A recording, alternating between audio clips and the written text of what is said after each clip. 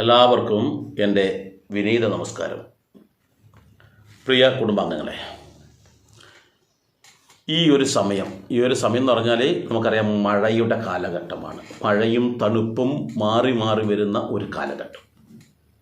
ഈ ഒരു സമയത്ത് എല്ലാ മനുഷ്യന്മാരും, ഹിന്ദുക്കളെന്ന് ഞാൻ പറയുന്നില്ല കേട്ടോ, എല്ലാ മനുഷ്യന്മാരും അനുഷ്ഠിക്കേണ്ടുന്ന ഒരു വ്രതമുണ്ട്, ചാതുർമാസ്യ വ്രതം.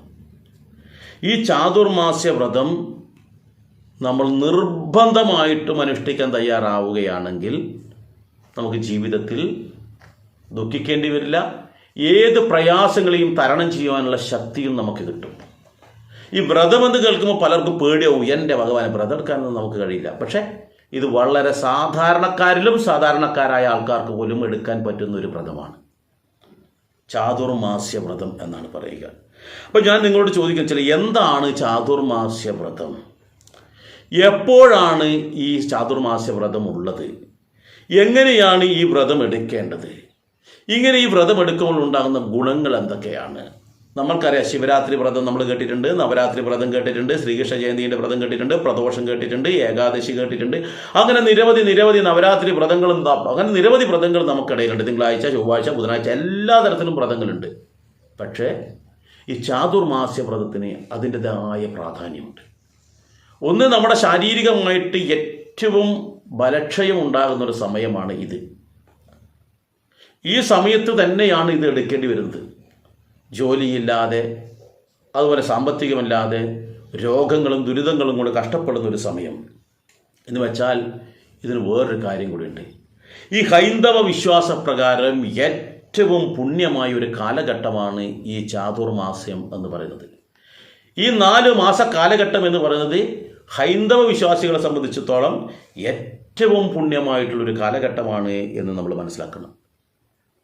രണ്ടാമതൊരു കാര്യം മനസ്സിലാക്കേണ്ടതെന്ന് വെച്ചാൽ, ഈ ചാതുർമാസ വ്രതം എടുക്കുന്ന ആൾക്കാർക്ക് കാലങ്ങളോ ദേശങ്ങളോ ഒന്നും പ്രശ്നമല്ല. എന്ന് വെച്ചാൽ ഭാരതത്തിൽ ആകമാനമല്ല, ലോകത്തിൻ്റെ ആകമാനമുള്ള ആൾക്കാർ അനുഷ്ഠിക്കുന്നൊരു വ്രതമാണ് ഈ ചാതുർമാസ വ്രതം. അങ്ങനെ ലോകം മുഴുവൻ, നമ്മൾ സാധാരണ ഒരു വ്രതം എടുക്കുമ്പോൾ നമ്മൾ കേരളത്തിൽ മാത്രം, അല്ലെങ്കിൽ നമ്മുടെ കുടുംബത്തിൽ മാത്രം, അതല്ലെങ്കിൽ മറ്റ് ഏതെങ്കിലും ഒരു പ്രാദേശികമായിട്ടാണെങ്കിൽ ഇത് അങ്ങനെയല്ല, ഇത് എല്ലാ സ്ഥലങ്ങളിലും ഉള്ളതാണ് എന്നർത്ഥം. മാത്രവുമല്ല, ഈ ഒരു വ്രതത്തിൻ്റെ ഒരു കാര്യം വെച്ചാൽ, മൂന്നാമത്തെ കാര്യം എന്താണെന്ന് വെച്ചാൽ, ഇത് 4 മാസത്തേക്ക് നീണ്ടു നിൽക്കുന്ന ദൈർഘ്യമുള്ള ഒരു കാലഘട്ടമാണ്. ആ ദൈർഘ്യമുള്ള 4 മാസത്തേക്ക് നീണ്ടുകിടക്കുന്ന ഒരു വ്രതമാണ് എന്നും കൂടി നമ്മൾ മനസ്സിലാക്കണം. ഈ കാലഘട്ടത്തിൽ നമുക്ക് മറ്റ് നിരവധി വ്രതങ്ങൾ ഇതിലൂടെ കടന്നു പോകുന്നും കൂടി കേട്ടോ. നമ്മുടേത് മാത്രമല്ല, ഇസ്ലാം മതത്തിൻ്റെയും ക്രിസ്തു മതത്തിൻ്റെ ഒക്കെ പലതരത്തിലുള്ള വ്രതങ്ങളും ഇതിനിടയിലാണ് കടന്നു പോകുന്നത്. കാരണം എല്ലാ ലോകത്തിലുള്ള സകലമാന ജനങ്ങൾക്കും ഈ ഒരു കാലഘട്ടം പുണ്യമാണ് എന്നർത്ഥം. അപ്പോൾ പിന്നെ നമ്മൾ ചിന്തിക്കേണ്ടത് നാലാമത്തെ ഒരു കാര്യം എന്ന് വെച്ചാൽ, ഈ കാലഘട്ടങ്ങളിലാണ്, എന്തുകൊണ്ടാണ് ഈ വ്രതം എടുക്കുന്നതിൻ്റെ പ്രധാനമായ കാര്യം, ഈ കാലഘട്ടങ്ങളിലാണ് ദേവന്മാരുടെ രാത്രി എന്ന് പറയുന്നത്. നമുക്കറിയാം, ഉത്തരായനം ദക്ഷിണായനം എന്ന് പറയുന്ന 2 കാലഘട്ടമുണ്ട്. ദേവന്മാർക്ക് ഈ കാലഘട്ടം എന്ന് പറയുന്നത് ദക്ഷിണായന കാലമാണ്. ഈ ദക്ഷിണായന കാലം എന്ന് പറയുന്നത് അവർക്ക് രാത്രിയാണ്. എന്നാൽ പിതൃക്കൾക്ക് ഈ സമയം പകലാണ്. അതുകൊണ്ടാണ് പിതൃക്കൾക്ക് വേണ്ടുന്ന ബലിയും മറ്റു കർമ്മങ്ങളൊക്കെ ചെയ്യുന്നത്. എന്നാൽ ദേവന്മാർക്ക് ഈ സമയം രാത്രിയാണ്, അവർ നിദ്രയിലേക്ക് പോകുന്ന ഒരു കാലഘട്ടമാണ് എന്ന് നമ്മൾ മനസ്സിലാക്കണം. എന്ന് വെച്ചാൽ നമ്മുടെ ഉള്ളിലുള്ള തേജസ്സും ഓജസ്സും എല്ലാം തന്നെ ശാന്തമാകുന്നത്, പുറത്തേക്ക് വരാത്ത വിധത്തിൽ മടിയും ആലസ്യവും കൊണ്ട് ശാരീരികവും മാനസികവുമായി തളർച്ചയുണ്ടാകുന്ന സമയം, ദേവചൈതന്യത്തിന് ക്ഷതം സംഭവിക്കുന്ന സമയം, നമ്മുടെ എനർജിക്ക് ക്ഷതം സംഭവിക്കുന്ന സമയമാണ് എന്നർത്ഥം. ദേവന്മാർ ഉറക്കത്തിലെന്ന് പറഞ്ഞു. നമ്മൾ ഉണർത്തുന്നത് എന്താണ്? ദേവചൈതന്യമാണ്. ആ ദേവചൈതന്യം ചുരുങ്ങുന്ന സമയമാണ്. നമ്മൾ മാനസികമായിട്ട് തളരുന്ന സമയമാണ്, ശാരീരികമായിട്ട് തളരുന്ന സമയമാണ്. ഇതാണ് പ്രധാനമായി ശ്രദ്ധിക്കേണ്ടത്. അപ്പോൾ ഈ ഭൂമിയിൽ ആകമാനം ദേവചൈതന്യം കുറയുന്നു, കാരണം അവർ ഉറങ്ങുന്നു എന്നർത്ഥം. എന്നാൽ മനുഷ്യന് മാത്രമല്ല, എല്ലാ ജീവജാലങ്ങളുടെയും ഉള്ളിലുള്ള എനർജി ഒന്ന് കുറയുകയും അവരിലേക്ക് തന്നെ ഒതുങ്ങുന്നതുമായിട്ടൊരു കാലഘട്ടമാണ് ഇത് എന്നർത്ഥം.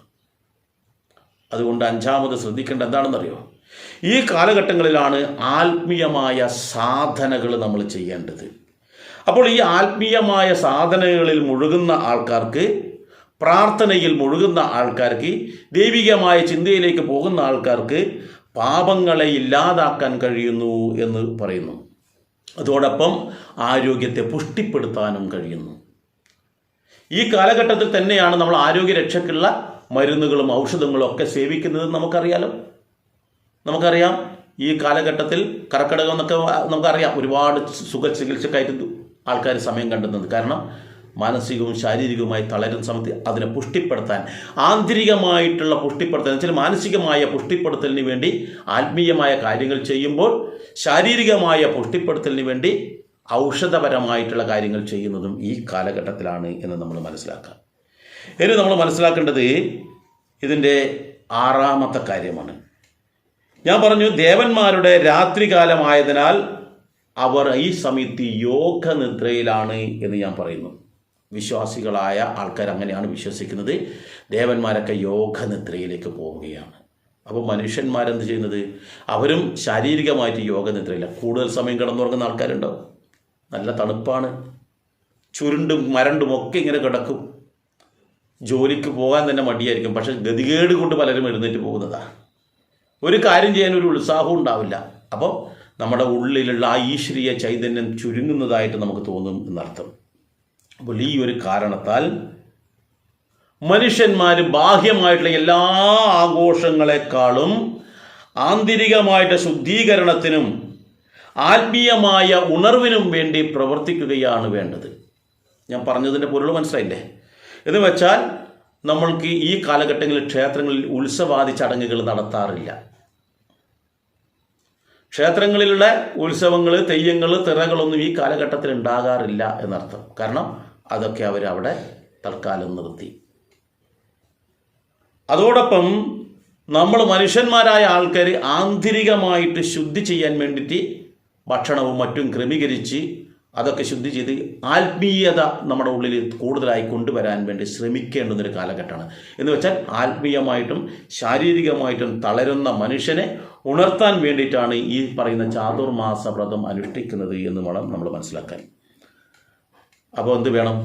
ഈ ഒരു കാലഘട്ടത്തിൽ നല്ലതുപോലെ പ്രാർത്ഥനയ്ക്ക് പ്രാധാന്യം കൊടുക്കുക.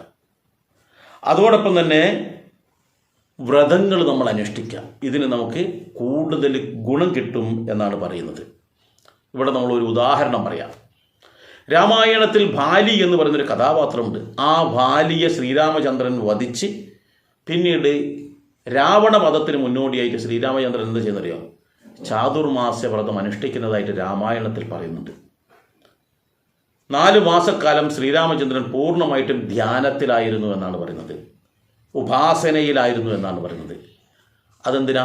ശ്രീരാമൻ്റെ ഉള്ളിലുള്ള ആ ചൈതന്യത്തെ വർദ്ധിപ്പിച്ച് വരാൻ പോകുന്ന വെല്ലുവിളികളെ നേരിടുവാനുള്ള മാനസികവും ശാരീരികവുമായിട്ടുള്ള തയ്യാറെടുപ്പിനാണ് എന്നാണ് പറയുന്നത്. അപ്പോൾ മനസ്സിലെ മാലിന്യങ്ങളെ എല്ലാം തന്നെ അകറ്റി ആത്മീയമായിട്ടുള്ള ഊർജം സംഭരിക്കുവാനുള്ള ഏറ്റവും നല്ല സമയമാണ് ഈ പറയുന്ന ചാതുർമാസ്യ കാലഘട്ടം എന്ന് പറയും. ഇതൊക്കെ ഞാൻ പറഞ്ഞില്ലേ? ഇപ്പോൾ നിങ്ങൾക്കൊരു സംശയം തന്നല്ലോ, അത് എപ്പോൾ മുതൽ എപ്പോൾ വരെ ആയിരിക്കും എന്നാണ്. ഓരോ വർഷത്തിലും വ്യത്യാസമുണ്ട്. എന്നാൽ ഈ വർഷം 2025 കൃത്യമായി ഓർത്ത് വെക്കണം, ജൂലൈ 6 മുതൽ നവംബർ 3 വരെയാണ് ഈ ചാതുർമാസ വ്രതം എന്ന് പറയുന്നത്. കൃത്യമായി പറഞ്ഞാൽ ഭാരതത്തിൽ ആഘമാനം ആഘോഷിക്കുന്നത് എങ്ങനെയാണെന്ന് വെച്ചാൽ ആഷാഢമാസത്തിലെ മഹാവിഷ്ണുവിന് ഏറ്റവും പ്രാധാന്യമുള്ള ദേവശയനി ഏകാദശി ദിവസം മുതൽ, അതാണ് കറക്റ്റ്, അതാണ് ജൂലൈ 6 വന്നിട്ടുള്ളത്. ദേവശയനി ഏകാദശി അന്ന് മുതൽ കാർത്തിക മാസത്തിലെ പ്രബോധിനി ഏകാദശി വരെയാണ് ഇത് വരുന്നത്. നവംബർ 3 അത് തീർന്നു. അത്ര വരെയാണ് ഈ ചാതുർമാസ വ്രതം അനുഷ്ഠിക്കേണ്ടത്. ഈ ചാതുർമാസ വ്രതം എന്ന് പറയുന്നത് വളരെ കഠിനമായിട്ടും നമുക്കെടുക്കാം, ലളിതമായിട്ടും എടുക്കാം. നമുക്ക് ലളിതമായിട്ട് എടുക്കാനായിരിക്കും ആഗ്രഹം.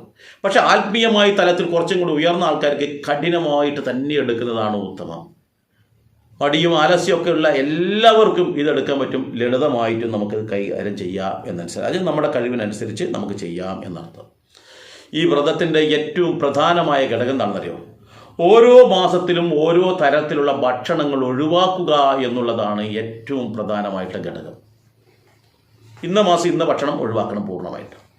അപ്പോൾ അങ്ങനെ വരികയാണെങ്കിൽ അങ്ങനെ നമ്മൾ ആ ഓരോ മാസവും ഓരോ ഭക്ഷണം ഒഴിവാക്കുന്നത് നമ്മുടെ ഈ കാലാവസ്ഥക്കനുസരിച്ചും നമ്മുടെ ശാരീരികമായ ഇതിനനുസരിച്ചും വളരെയേറെ ഉപകാരപ്രദമാണ്.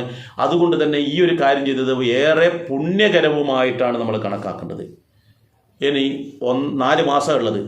ഒന്നാമത്തെ മാസം എന്ന് വെച്ചാൽ ഈ ജൂലൈ മാസത്തിൻ്റെ ഇതിലാണ് നമ്മൾ തുടങ്ങുന്നത്. അപ്പോൾ ആ ഒന്നാമത്തെ മാസം നമ്മൾ ചെയ്യേണ്ടത് എന്താണെന്ന് വെച്ചാൽ ആഷാഢ മാസത്തിൽ ഇലക്കറികളൊന്നും കഴിക്കാതിരിക്കണം എന്നാണ്.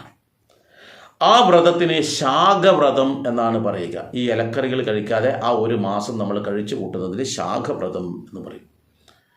രണ്ടാമത്തെ മാസം എന്ന് പറയുന്നത് ഭാദ്രപാദം എന്ന് പറയുന്ന മാസമാണ്. ആ മാസത്തിൽ തൈര് നമ്മൾ ഉപയോഗിക്കാനേ പാടില്ല. ആ മാസം നമുക്ക് പച്ചക്കറികൾ, ഇലകളും ഇലക്കറികളും എല്ലാം നമുക്ക് ഉപയോഗിക്കാം. പക്ഷേ ഈ ഭാദ്രപാദം എന്ന് പറയുന്ന മാസത്തിൽ ഒരു കാരണവശാലും തൈര് ഉപയോഗിക്കാൻ പാടില്ല എന്നുള്ളത് കൊണ്ട് ആ വ്രതത്തിന് ദതിവ്രതം, ദതി എന്ന് പറയുന്ന സംസ്കൃതത്തിൽ തൈരാണ്, ദതിവ്രതം എന്നാണ് പറയുക. മൂന്നാമത്തെ മാസത്തിൽ പാൽ ഉൽപ്പന്നങ്ങളൊന്നും ഉപയോഗിക്കാൻ പാടില്ല. എന്ന് വെച്ചാൽ കട്ടൻ ചായ കുടിച്ചാൽ മതി എന്നർത്ഥം. വ്രതമാണ്.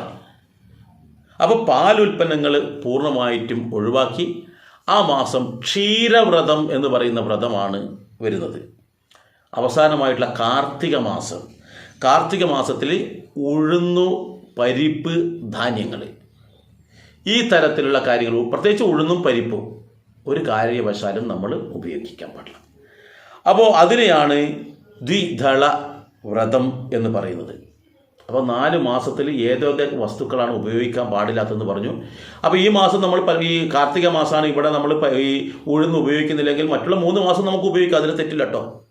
അപ്പോൾ ആ മാസം നമ്മൾ ഒഴിവാക്കുമ്പോൾ അതിന് ആ വ്രതത്തിൻ്റെ പേര് വരുന്നതർത്ഥം. പക്ഷേ ഏറ്റവും പ്രധാനമായി ചിന്തിക്കേണ്ടത് ഈ ചാതുർമാസ വ്രത കാലഘട്ടത്തിൽ ഒരു കാരണവശാലും മത്സ്യമാംസാദികൾ ഉപയോഗിക്കരുത് എന്നുള്ളതാണ്. പറ്റുമോ?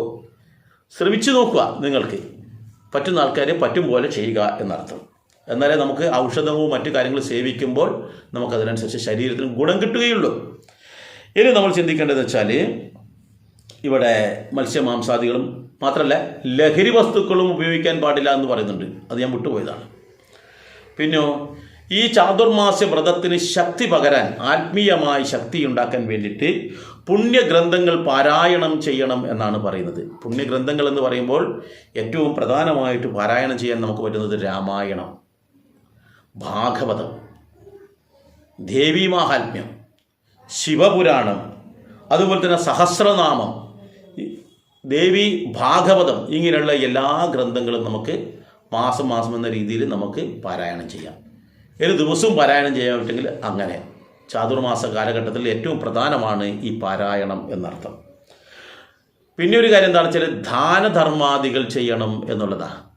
ദാനധർമ്മങ്ങൾ ചെയ്യുമ്പോൾ അർഹതപ്പെട്ടവർക്ക് വേണം കൊടുക്കാൻ. ഇവിടെ പറയുന്നത് വെച്ചാൽ അന്നം ദാനം കൊടുക്കാം. ആർക്ക്? വിശക്കുന്നവനാണ്. ഭക്ഷണം കഴിച്ച് ഏമ്പക്കം ഇടുന്നവനല്ല.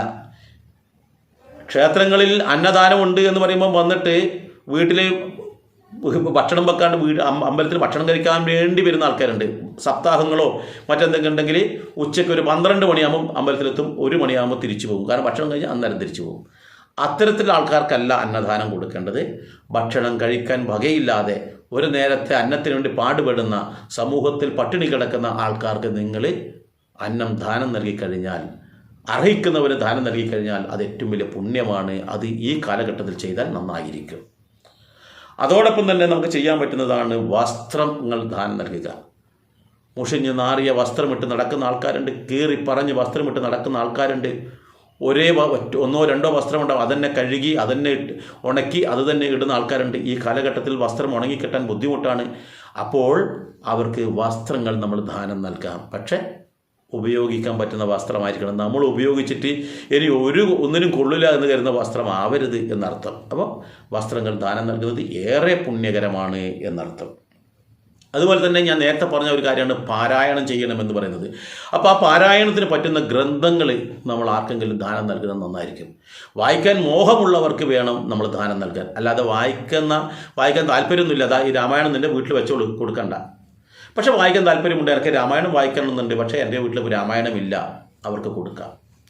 ഭാഗവതം കൊടുക്കുക, ശിവപുരാണം കൊടുക്കുക. ഈ തരത്തിൽ സഹസ്രനാമങ്ങളോ ദേവി മഹാത്മ്യമോ ദേവി ഭാഗവതമോ അങ്ങനെ എന്താണ് നിങ്ങൾക്കുള്ളത്, 2 എണ്ണം ഉണ്ടെങ്കിൽ അതൊന്ന് അവർക്ക് കൊടുക്കുക, അല്ലെങ്കിൽ പുതിയതൊന്ന് വാങ്ങിച്ചു കൊടുക്കുക. ഏറ്റവും വലിയ പുണ്യമാണ്. കാരണം എന്താ, ഒന്ന് ഗ്രന്ഥം പാരായണം അറിവിനായിട്ട് ദേവിയെ നമ്മൾ അങ്ങോട്ട് കൊടുത്തു, സരസ്വതി ദേവി അങ്ങോട്ട് കൊടുക്കുന്ന അതേ അവസരത്തിൽ തന്നെ എന്താണ് അവർക്കും വായിക്കാനുള്ളൊരു അവസരം ഉണ്ടാക്കി കൊടുക്കുകയും കൂടിയാണ്. അപ്പോൾ 2 പുണ്യമാണ് കിട്ടുന്നത് എന്നർത്ഥം. അതേ അവസരത്തിൽ തന്നെ അർഹതപ്പെട്ട ആൾക്ക് ദുരിതം അനുഭവിക്കുന്ന രക്തം ദാനം നൽകുന്നത് ഏറെ പുണ്യകരമാണ്. അതോടൊപ്പം തന്നെ ധനം അർഹതപ്പെട്ടതാണ്. ആശുപത്രി ബില്ലടക്കാനില്ലാണ്ട് നെട്ടോട്ടം ഓടുന്നുണ്ടാവാം. അന്നത്തിന് വകയില്ലാത്തൊക്കെ നമ്മൾ കൊടുക്കേണ്ട അന്നം വാങ്ങിച്ചു കൊടുക്കുകയാണ് വേണ്ടത്. അപ്പോൾ ഏതെങ്കിലും ദുരിതഘട്ടത്തിൽ കഷ്ടപ്പെടുന്ന ആൾക്കാർക്ക്, കുട്ടികൾക്ക് ഫീസ് അടക്കാൻ പൈസ ഇല്ലാത്ത ആൾക്കാർക്ക്, വീടിന് ജപ്തി വന്നിട്ട് ദുരിതം അനുഭവിക്കുന്ന ആൾക്കാർക്ക്, അങ്ങനെയുള്ള എപ്പോഴാണ് അവർക്ക് അർഹതയുള്ളത് അവർക്ക് നമ്മൾ ധനം നൽകിയാൽ അത് ഏറെ പുണ്യമാണ് എന്ന് മനസ്സിലാക്കുക. അതോടൊപ്പം അറിവ്, നമ്മുടെ ശ്രേഷ്ഠകരമായ ദൈവികമായിട്ടുള്ള സത്സംഗമായിട്ടുള്ള അറിവുകൾ നമ്മൾ മറ്റുള്ളവർക്ക് പകർന്നു കൊടുക്കാൻ ഏറ്റവും ഉത്തമമായ സമയമാണ്. നിങ്ങൾക്ക് ഭാഗവതത്തെക്കുറിച്ചോ പുരാണത്തെക്കുറിച്ചോ രാമായണത്തെക്കുറിച്ചോ എന്താണോ നിങ്ങളുടെ അറിവ് അത് മറ്റുള്ളവർക്ക് പകർന്നു കൊടുക്കുക. വീട്ടുകാർക്ക് പകർന്നു കൊടുക്കുക, അയൽവാസികൾക്ക് പകർന്നു കൊടുക്കുക, നാട്ടുകാർക്ക് പകർന്നു കൊടുക്കുക, മറ്റെല്ലാവർക്കും. നമ്മൾക്ക് ആരെ കാണുമ്പോഴും നമ്മുടെ സംസാരം അവർക്ക് ശ്രേഷ്ഠമായ അറിവ് പകർന്നു കൊടുക്കുന്ന തരത്തിലാവണം, അല്ലാതെ കുറ്റങ്ങളും കുറവുകളും പരദൂഷണങ്ങളും ആവരുത് എന്നർത്ഥം. ഇനി ചെയ്യേണ്ടത് ഈ കാലഘട്ടത്തിൽ സാധുജന പരിപാലനം ചെയ്തത് ഉത്തമമാണ്. ഹോസ്പിറ്റലിൽ പോവുക, ഗവൺമെൻറ് ഹോസ്പിറ്റലിൽ പോയി കഴിഞ്ഞാൽ ഒരുപാട് ആൾക്കാർ പലതരത്തിലും ദുഃഖം അനുഭവിക്കുന്ന ആൾക്കാരുണ്ടാവും. അവരെ പരിപാലിക്കാൻ വേണ്ടി 1 മണിക്കൂർ ചെലവിട്ടാൽ നന്നായിരിക്കും. അവരെ മാത്രമല്ല, നമ്മുടെ ചുറ്റുവട്ടത്തും ഉണ്ടാവും ഒരുപാട് ആൾക്കാർ, കിടപ്പ് രോഗികളൊക്കെ ഉണ്ടാവും. അവരെ പരിപാലിക്കാൻ പറ്റിയാൽ അത് ഉത്തമമാണ്. അതോടൊപ്പം ഗോപരിപാലനം നല്ലതാണ് എന്ന് പറയുന്നത്, പശുക്കളെ നമ്മൾ സ്നേഹിക്കുകയും പരിപാലിക്കുകയും ചെയ്യുന്നത് ഉത്തമമാണ്. കാരണം പെറ്റമ്മ കഴിഞ്ഞാൽ പിന്നെ പ്രാധാന്യം കൊടുക്കേണ്ടതാണ് ഗോമാതാവിന്. കാരണം ഒരു കുട്ടി ജനിച്ച് വീഴുന്ന കാലഘട്ടത്തിൽ ആദ്യം തൻ്റെ പെറ്റമ്മയുടെ അമ്മിഞ്ഞപ്പാലാണ് കുടിച്ചതെങ്കിൽ പിന്നെ മരണം വരെയും ആ ഗോവിൻ്റെ പശുവിൻ്റെ അകിടിൽ നിന്ന് വരുന്ന പാലാണ് ഇവർ കുടിക്കുന്നത്. പലരെയും ജീവിതം തന്നെ നിലനിർത്താൻ ഒരു പശു ഉണ്ടെങ്കിൽ കഴിയുമെന്നാണ് പറയുന്നത്. കാരണം നമ്മളെ സംരക്ഷിക്കുന്നതും നമ്മളെ ജീവൻ നിലനിർത്താൻ ഉപകാരപ്രദമായ ആ ഗോവിനെ പരിപാലിക്കാൻ സമയം കണ്ടെത്തുന്നത് നന്നായിരിക്കും. ഈ സമയത്ത് അലഞ്ഞു തിരിയുന്ന പശുക്കൾക്കായാലും അല്പം പുല്ല് പറിച്ചു കൊടുക്കുകയോ അല്പം വെള്ളം കൊടുക്കുകയോ ഒക്കെ ചെയ്യുന്നത് ഉത്തമമാണ് എന്നർത്ഥം. ഇനി എന്താണ്, ഇതെല്ലാം നമ്മുടെ ഈ ചാതുർമാസ്യ വ്രതത്തിൻ്റെ ഭാഗമാണ്. ആ കൂട്ടത്തിൽ മറ്റൊന്നും കൂടി വരട്ടെ, ആത്മീയമായിട്ട് പ്രഭാഷണങ്ങൾ കേൾക്കുക, സത്സംഗങ്ങളിൽ പങ്കെടുക്കുക, ക്ഷേത്ര ദർശനം നടത്തുക, ഇതും വളരെ നല്ലതാണ്. പ്രഭാഷണത്തിന് ഇന്ന് വിഷമയില്ല. കാരണം നമ്മളെപ്പോലെയുള്ള ആൾക്കാർ നിരവധി പ്രഭാഷണങ്ങൾ നിത്യേന ചെയ്തിട്ട് നമ്മുടെ ചാനലിൽ ഇടുന്നുണ്ട്. ഇപ്പോൾ എൻ്റെ ചാനൽ ആധ്യാത്മികം കുടുംബം എന്ന് പറയുന്ന ചാനലാണ്. അതേപോലെ തന്നെ ആധ്യാത്മികം സനാതനം എന്ന് പറയുന്നതും എൻ്റെ മറ്റൊരു ചാനലാണ്. ഈ ആധ്യാത്മിക സനാതനവും ആധ്യാത്മികം കുടുംബത്തിലും രണ്ടിലുമുള്ളത് ആധ്യാത്മികമായ കാര്യങ്ങൾ പറഞ്ഞു തരുന്നതാണ്. നിങ്ങൾക്ക് ഇഷ്ടമുണ്ടെങ്കിൽ ഇതുവരെ നിങ്ങളത് അപ്രതീക്ഷിതമായിട്ടാണ് വീഡിയോ കാണുന്നുണ്ടെങ്കിൽ ഇതുവരെ സബ്സ്ക്രൈബ് ചെയ്യാത്ത ചാനലാണെങ്കിൽ അതൊന്ന് സബ്സ്ക്രൈബ് ചെയ്ത് വെച്ചാൽ നന്നായിരിക്കും. നിങ്ങൾക്ക് ഇഷ്ടംപോലെ ഇതുപോലുള്ള സത്സംഗങ്ങളായിട്ടുള്ള വീഡിയോകൾ നിങ്ങൾക്ക് കിട്ടും.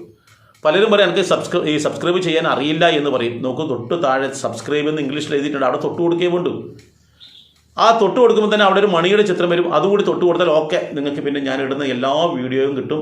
മാത്രമല്ല ഇതിനു മുമ്പ് നിരവധി നല്ല നല്ല വീഡിയോകൾ ചെയ്തിട്ടുണ്ട്, അതൊക്കെ നിങ്ങൾക്ക് കിട്ടും. താമസിക്കാതെ ഇപ്പോൾ തന്നെ ചെയ്യുന്നുണ്ട്, ചെയ്തോളൂ. നിരവധി വീഡിയോകൾ നിങ്ങൾക്ക് കാണാൻ പറ്റും. അപ്പോൾ ആത്മീയമായ പ്രഭാഷണങ്ങൾ നിങ്ങൾക്ക് കേൾക്കാം. എവിടെയെങ്കിലും സത്സംഗങ്ങൾ ഉണ്ടെങ്കിൽ അതിൽ പങ്കെടുക്കാം. അതുപോലെ തന്നെ പുണ്യസ്ഥലങ്ങളായ ക്ഷേത്രങ്ങളിൽ ദർശനം നടത്തുന്നതും ഈ കാലഘട്ടത്തിൽ നല്ലതാണ്. നാലമ്പല ദർശനമൊക്കെ നല്ലതാണ്. നാലമ്പലം നല്ല ഏത് അമ്പലത്തിൽ പോയാലും നല്ലതാണ് എന്ന് നമ്മൾ മനസ്സിലാക്കുക. പിന്നെ ഈ കാലഘട്ടത്തിൽ ഈ ചാതുർമാസ്യ കാലഘട്ടത്തിൽ വിഷ്ണു ഭഗവാന് ഏറ്റവും പ്രാധാന്യമുള്ള സമയമാണ്. ഞാൻ 2 ഏകാദശിയുടെ കാരണം പറഞ്ഞു. ദേവശൈനി ഏകാദശിയും പ്രബോധിനി ഏകാദശിയും. അതിനിടയിലും നിരവധി ഏകാദശികൾ കടന്നു പോകുന്നുണ്ട്. ഏതായാലും ഏറ്റവും ഭഗവാൻ വിഷ്ണുവിന് പ്രാധാന്യമുള്ള ഒരു കാലഘട്ടമായതുകൊണ്ട് തന്നെ ഈ അവസരത്തിൽ ഭഗവാന്റെ ഓം നമോ ഭഗവതേ വാസുദേവായ എന്ന മന്ത്രം എല്ലാ ദിവസവും 108 ആവർത്തി ജപിക്കുന്നത് ഉത്തമമാണ്. ഇനി അതല്ല എങ്കിൽ ഈ ഭഗവാന്റെ തന്നെ അഷ്ടാക്ഷരി ആയിട്ടുള്ള ഓം നമോ നാരായണായ എന്ന മന്ത്രവും 108 തവണ ജപിക്കുന്നത് ഉത്തമമാണ്. കൂടാതെ നമുക്ക് വിഷ്ണു സഹസ്രനാമം ഈ അവസരത്തിൽ നല്ലതുപോലെ ജപിക്കാം എന്നുകൂടി നമ്മൾ മനസ്സിലാക്കുക. നമ്മൾ മനസ്സിലാക്കേണ്ടത് ഈ ഒരു കാലഘട്ടം എന്ന് പറയുന്നത് നമ്മുടെ മനസ്സിനെയും ശരീരത്തെയും ശുദ്ധീകരിച്ച് പുതിയൊരു ഊർജത്തോടു കൂടി ജീവിതത്തെ സമീപിക്കാൻ പറ്റുന്നൊരു കാലഘട്ടമാണ്. ഈ 4 മാസക്കാലം നമ്മൾ ഇത്തരത്തിൽ ദൈവികമായിട്ടുള്ള കാര്യങ്ങളിലൂടെ നമ്മളെ ആത്മീയമായി ഉണർത്തുകയും ഔഷധങ്ങളിലൂടെ നമ്മുടെ ശാരീരികമായ ഊർജത്തെ വീണ്ടെടുക്കുകയും ചെയ്യുമ്പോൾ ഈ 4 മാസം കഴിഞ്ഞ് കാർത്തിക മാസം കഴിഞ്ഞാൽ പിന്നെ വരാൻ പോകുന്ന ആ പുണ്യ കാലഘട്ടം മുതൽ നമ്മൾ പുതിയൊരു മനുഷ്യനായി നല്ലൊരു എനർജിയോടുകൂടി നമുക്ക് എല്ലാ വെല്ലുവിളികളെയും നേരിടാനുള്ള മനക്കരുത്തും ശാരീരികമായ കരുത്തും നമുക്ക് ഉണ്ടാക്കിയെടുക്കാൻ പറ്റും. പിന്നീട് അങ്ങോട്ടേക്കുള്ള 8 മാസക്കാലം എന്ന് പറയുന്നത് ജീവിതത്തിലെ പരീക്ഷണമുള്ള കാലഘട്ടമായിരിക്കും. ആ പരീക്ഷണങ്ങളെയൊക്കെ അതിജീവിക്കാനുള്ള കരുത്ത് നമുക്കുണ്ടാകും. അതുകൊണ്ട് തന്നെയാണ് സാക്ഷാൽ ശ്രീരാമചന്ദ്രൻ ഈ ഒരു കാലഘട്ടത്തിൽ ചാതുർമാസ്യ വ്രതം അനുഷ്ഠിച്ചതിന് ശേഷം രാമരാവണ യുദ്ധത്തിനായി കാത്തിരുന്നത്. വേണമെങ്കിൽ വാലിപഥത്തിൻ്റെ അതിൻ്റെ പിറ്റേന്ന് തന്നെ സുഗ്രീവനോട് പറഞ്ഞ് സൈന്യങ്ങളെ സംഘടിപ്പിച്ചിട്ട് അവർക്ക് യുദ്ധത്തിന് പോകാമായിരുന്നു. പക്ഷേ സാക്ഷാൽ ശ്രീരാമചന്ദ്രന് പോലും അറിയാം ഈ ഒരു കാലഘട്ടം എന്ന് പറയുന്നത് മാനസികവും ശാരീരികവുമായി തളർന്നിരിക്കുന്ന കാലഘട്ടത്തിൽ അത് ഉണർത്തുക ബുദ്ധിമുട്ടാണ്. അപ്പോൾ അതിനു വേണ്ടിയിട്ടാണ് 4 മാസക്കാലം അവിടെ കാത്തിരിക്കുന്നത്. അങ്ങനെ 4 മാസക്കാലം സാക്ഷാൽ ശ്രീരാമചന്ദ്രൻ പോലും കാത്തിരുന്ന് ആ വ്രതമനുഷ്ഠിച്ച് തൻ്റെ മനസ്സിലുള്ള ആ ഏകാഗ്രതയെയും അല്ലെങ്കിൽ മനഃശക്തിയെയും വളർത്തി ശാരീരികമായ കായികപരമായിട്ട് ശക്തിയും വളർത്തിയെടുത്തിട്ടാണ് രാവണ യുദ്ധത്തിന് പോകുന്നത്. അതിൻ്റെ പരിണത ഫലം എന്തായിരുന്നു? അതിശക്തിമാനായിട്ടുള്ള ശ്രീരാമനെക്കാളും എത്രയോ ശക്തിയുള്ള രാവണൻ, എത്രയോ സുന്ദരനായിട്ടുള്ള രാവണൻ, എത്രയോ അറിവുള്ള രാവണൻ, എത്രയോ ആയുധശേഖരമുള്ള രാവണൻ, എത്രയോ സൈന്യഫലമുള്ള രാവണൻ, ആ രാവണനെ ശ്രീരാമന് പരാജയപ്പെടുത്താൻ കാരണമായിട്ടുള്ളതും ഈ ചതുർമാസ്യ വ്രതം തന്നെയാണ്. അതുകൊണ്ട് നമ്മുടെ ജീവിതത്തിലെ സകല വെല്ലുവിളികളെയും നേരിടുവാനുള്ള മാനസികമായിട്ടുള്ള കരുത്തും അതുപോലെ തന്നെ എനർജിയും ശാരീരികമായിട്ടുള്ള ഉന്മേഷവും എല്ലാം ഭഗവാൻ ഉണ്ടാക്കിത്തരും. എന്ത് വേണം? നമ്മൾ ഈ ചാതുർമാസ വ്രത കാലഘട്ടത്തിൽ ഇത്തരത്തിൽ നമ്മൾ ചെയ്യുകയാണെങ്കിൽ. ഏതായാലും നിങ്ങൾക്ക് ഈ വീഡിയോ ഇഷ്ടമായെങ്കിൽ നിങ്ങളെന്ത് വേണം? പരമാവധി ആൾക്കാരിലേക്ക് അയച്ചു കൊടുക്കുക. എല്ലാവരും ഇത്തരത്തിൽ ചാതുർമാസ വ്രതം അനുഷ്ഠിക്കട്ടെ. ആവും പോലെ, എല്ലാവർക്കും എല്ലാ തരത്തിലും ആവില്ല, എന്നാലും ആവും പോലെ നമ്മൾ എടുക്കുകയാണെങ്കിൽ നമ്മുടെ കുടുംബത്തിൽ ഒരു ചിട്ടയുണ്ടാകും.